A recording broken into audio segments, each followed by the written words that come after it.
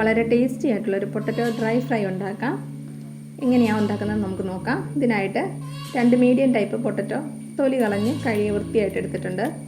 നമുക്കിനി ഇത് ഒന്ന് ഗ്രേറ്റ് ചെയ്തെടുക്കണം. ചെറുതായിട്ട് ഗ്രേറ്റ് ചെയ്തെടുത്താൽ മതിയാവും. വളരെ ടേസ്റ്റി ആയിട്ടുള്ള ഡിഷാണ്. കുട്ടികൾക്കൊക്കെ വളരെ ഇഷ്ടപ്പെടുന്നതാണ്. ഏകദേശം നമ്മളിത് ചെയ്യുന്നത് പൊട്ടറ്റോ 65 ഒക്കെ ചെയ്യുന്ന പോലെ തന്നെ ഗ്രേറ്റ് ചെയ്തെടുത്തിട്ടുണ്ട്. ഇനി ഇതിലേക്ക് ആവശ്യമായ സാധനങ്ങൾ എന്തൊക്കെയാണെന്ന് നമുക്ക് നോക്കാം.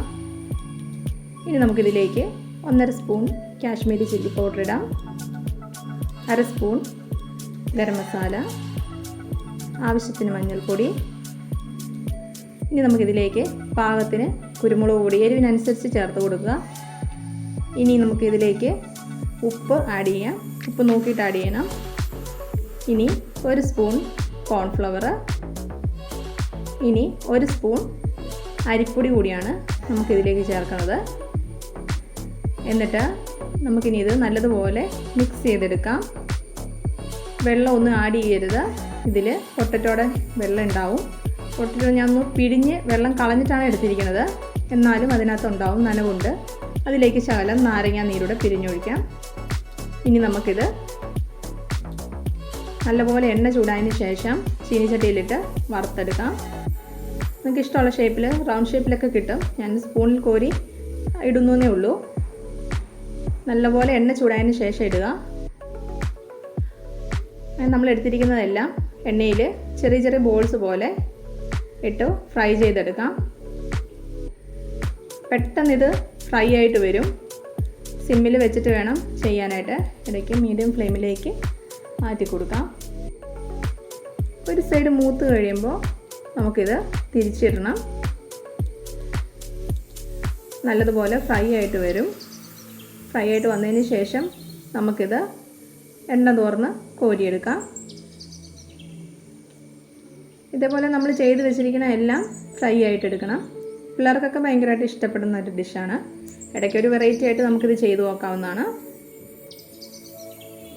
ഇതിങ്ങനെ കഴിക്കാൻ തന്നെ നല്ല ടേസ്റ്റാണ്. ഈ സമയം നല്ല മണം വരും ഇത് ഫ്രൈ ആകുമ്പോഴത്തേക്കിന്.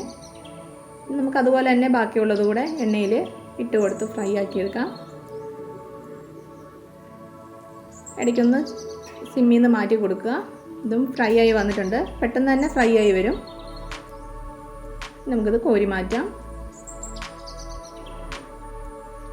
ഇനി ഈ എണ്ണ കളയണ്ട. ഈ എണ്ണയിൽ തന്നെ നമുക്കിനി ബാക്കി ചെയ്യാനാണ്. ഇനി നമുക്ക് ഒരു ബൗളിലേക്ക് 1/4 കപ്പ് തൈര് ഒഴിക്കാം. പുളിപ്പ് അധികമുള്ള തൈര് എടുക്കരുത്. യോഗട്ട് എടുത്താലും മതിയാവും. അതിലേക്ക് 1 table spoon cornflour, 1/2 teaspoon garam masala, 1 teaspoon Kashmiri chilli powder, ഇനി 1 നുള്ള് കുരുമുളക് പൊടി. എന്നിട്ട് നല്ലതുപോലെ മിക്സ് ചെയ്ത് കൊടുക്കാം.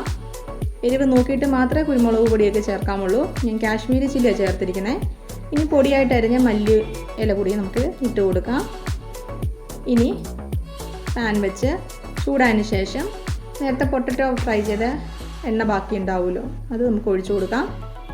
2 സ്പൂൺ എണ്ണ മതിയാവും. ഇനി ഇതിലേക്ക് പൊടിയായിട്ട് അരിഞ്ഞ ഗാർലിക്കും പച്ചമുളകും കൂടെ ഇട്ട് കൊടുക്കാം. പച്ചമുളക് എരിവിനനുസരിച്ച് ഇടാവുള്ളൂ.